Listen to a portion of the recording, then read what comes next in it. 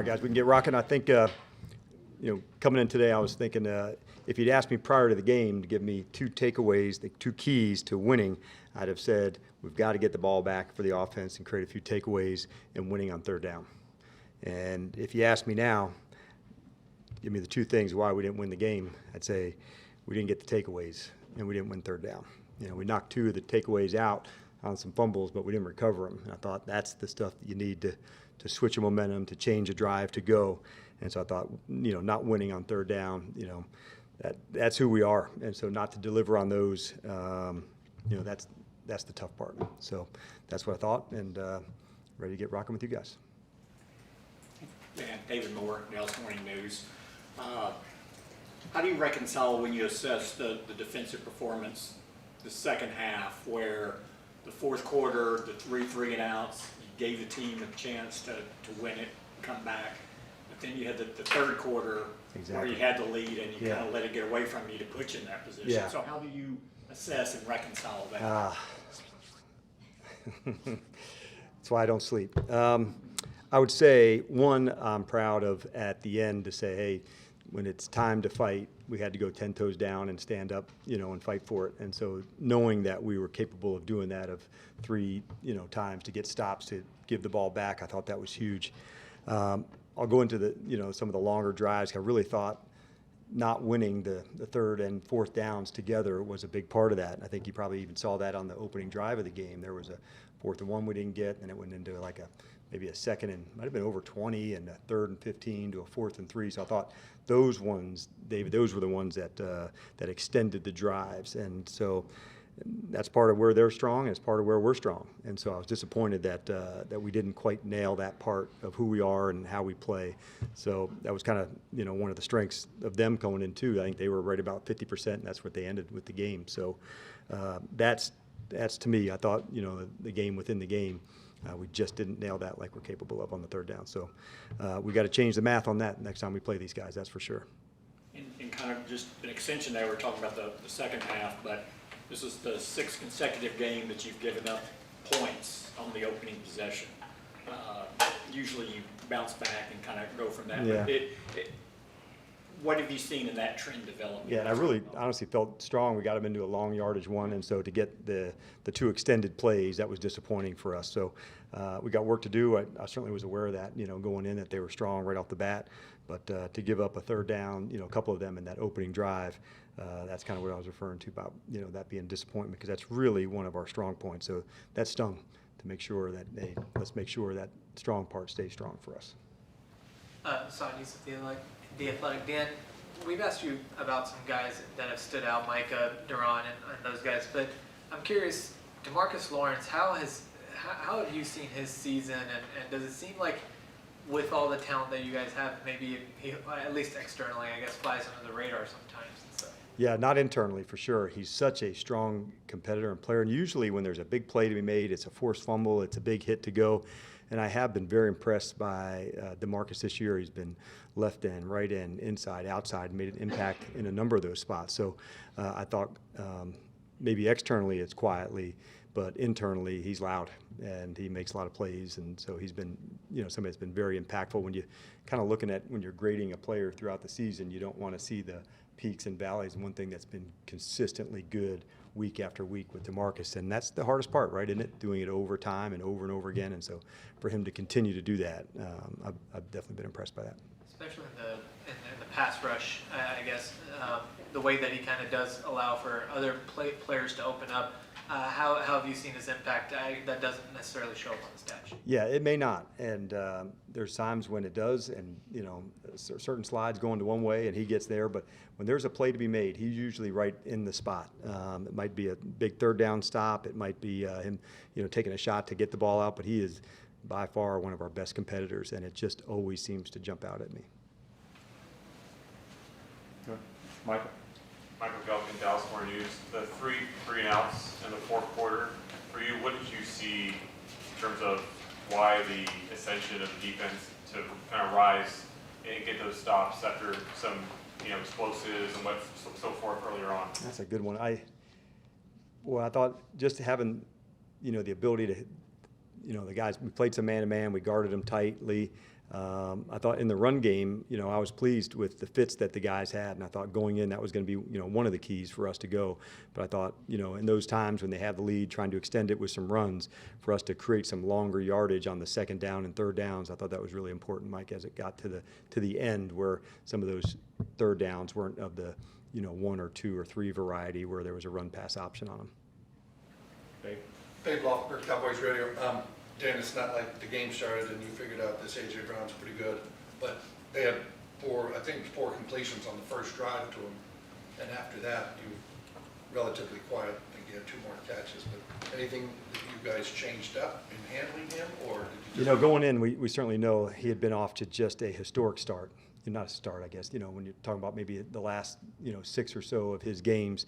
And there were so many of them that had been big plays down the field. And so going in, we thought, man, we cannot allow, explosive plays to get on top of us. And so sometimes the byproduct of that is some underneath throws that may have some catches, because that's one of the parts, as you guys know from just studying it, on their double moves at tight end or wide receiver. They had really played strongly and created a number of big plays. So we just wanted to make sure that wasn't going to happen on our watch down the field. That may have been, partly contributed to that.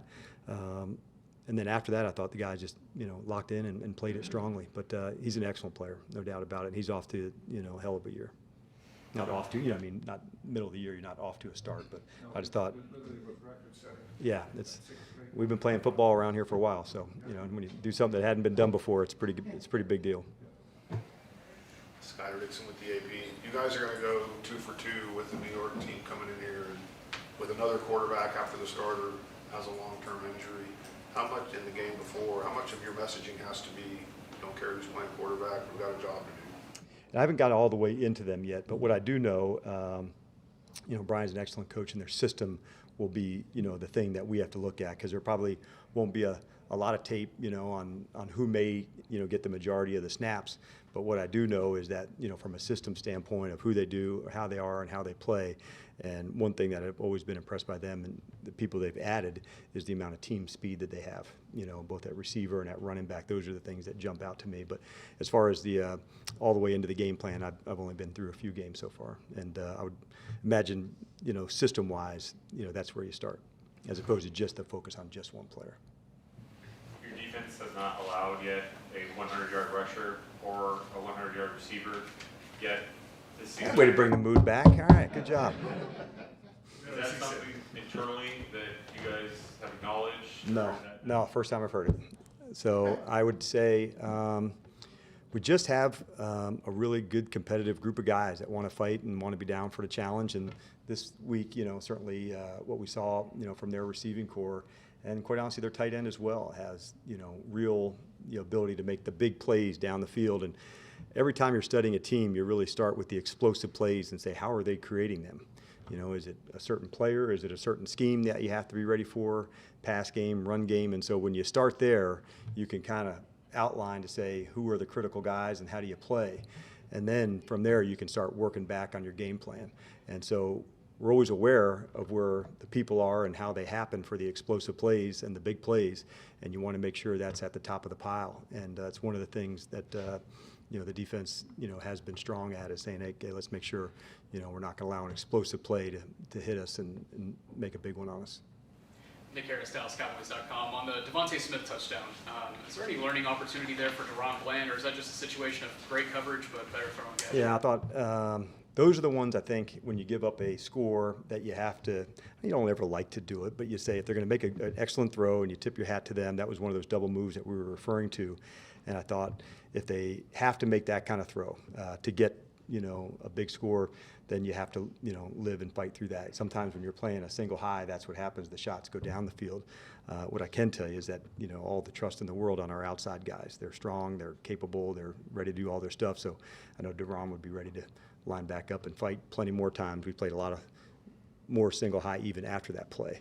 So it wasn't where we got away from one specific thing. But on that one, I'll definitely give the credit. Is there always something, a tweak or a technique that you'd like to do better? Of course, but certainly give the credit to those two players on that one. And then in your time here, how different is the confidence today versus other Mondays after a loss, especially given how your defensive unit finished the game with 3 straight 3-and-outs and knowing that you'll see that opponent here in 5 weeks?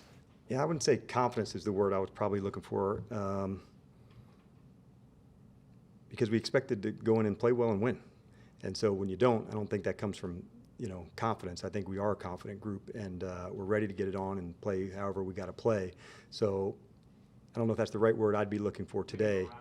Yeah, morale might be, you're closer, you're getting warmer, but I'm saying morale's not good, So, but I would say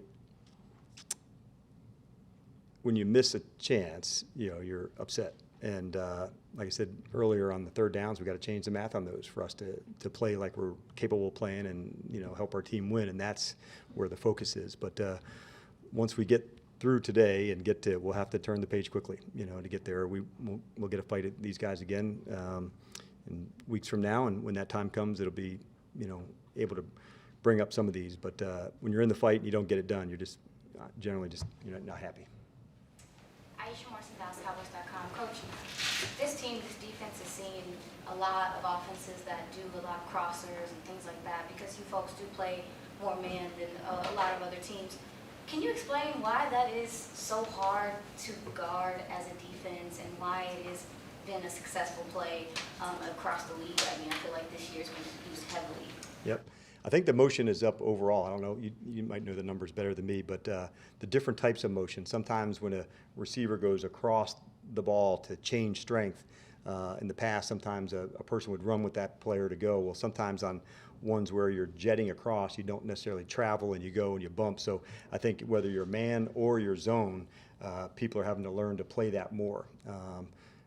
Usually you start with how do people get into bunches and stacks to pick guys in man-to-man. Then the next step off of that is crossers, because for that same reason, a guy could get picked or bumped into. So having the ability to play some zone where you have vision and play man-to-man is the best. Now, picking and choosing when to do that, that goes, all into it together, and how mobile is the quarterback and all the other factors. So sometimes there's a lot of factors that go into it, but at the end, it's a great question, and you do have to have a balance of both, because I think if anybody was just all run, you'd be able to stop that, or all throwing that way. And same thing on the motions. If you played all man-to-man or all zone, I think they'd be more effective. But the combination of both, I think that's where the sweet spot is, and you better be able to do that, or a team will make you look bad.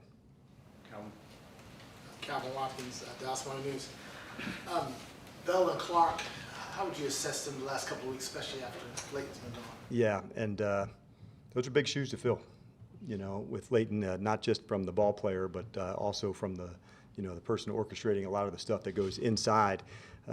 It's hard to measure that at times, but man, have I been impressed. I thought I always feel Damone's speed, and I do with Bell as well, but their ability to cover, their ability to stay connected, and there'll be some times, especially as they're going through it, there'll be mistakes, and that's a little bit of on-the-job training, especially for Marquise as he's fully transitioned, to linebacker. But what I can say is they don't get beat on the same things twice a lot. And I think there was just a fantastic play, speaking of the fourth quarter, that Swift has got excellent speed. He's ready to bounce outside on a play, and Marquise just was able to get outside and track and make the tackle. And I think it's one of the underrated parts of his game is his tackling ability. I sense it has, with these long arms of 33 and 34 and the speed to get there, that he doesn't miss a lot when he's into that range. And so those are the things that always impressed me about him. But man, I got a lot of belief in him, and I think it's going to continue to climb. But I thought Damone had another excellent game. He's really just kind of starting to stack these together, and it's really cool to see. He's very much a perfectionist, so he's hard on himself, and so I'm constantly trying to reinforce, look at all the good things that are taking place, and I just think he's going to, both these guys, their arrow's going way up, and we need him to be. To the quarterback, real quick. Sure. Tommy DeVito, Jersey guy, might start.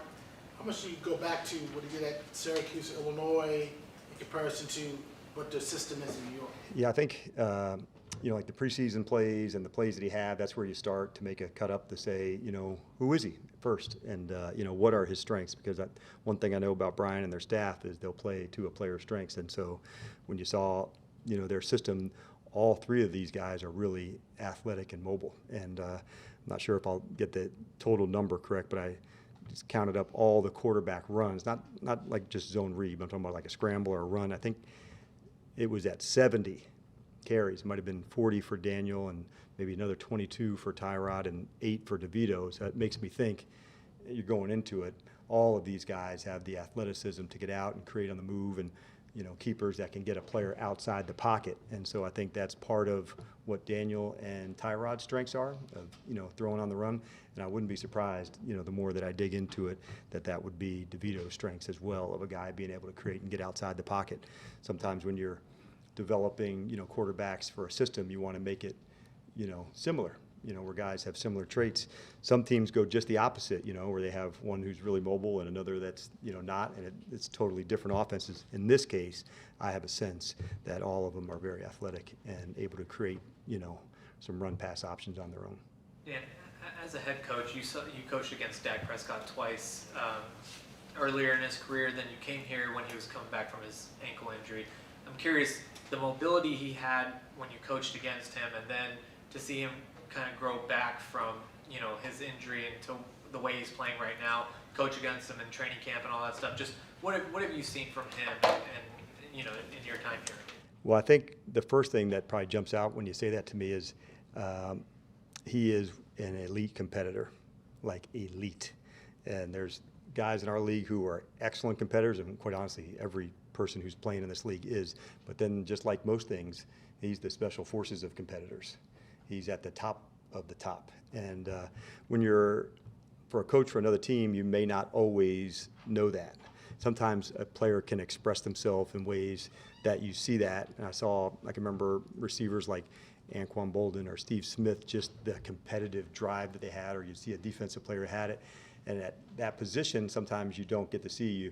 We track him on the accuracy of the throw or those things. But to see him stand in, take a shot, knowing he's going to get a hit and deliver with accuracy, and quite honestly, a lot of us want to win for him because of the leader that he is and the man that he is and the teammate that he is. So not only is he one of the best competitors, like he's somebody you want to fight for. And that's a pretty rare quality to have. And but I'd say he's got the whole package, that it goes with it. And so that's what makes him so unique and so special.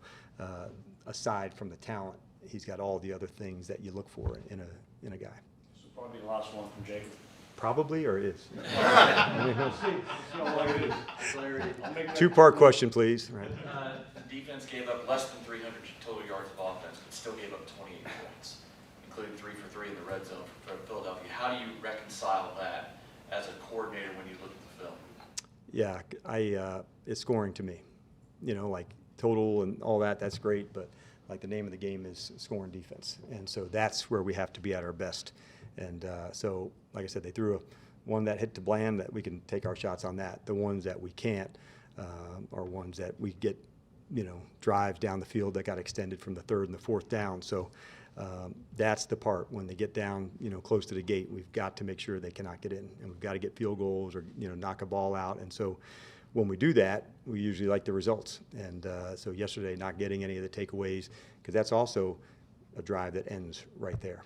Like sometimes you think a punt, or goes, or a fourth down stop, but also the takeaways are ones that, that's less possessions for the other team. And so going in, both our offense and their offense were excellent in time of possession.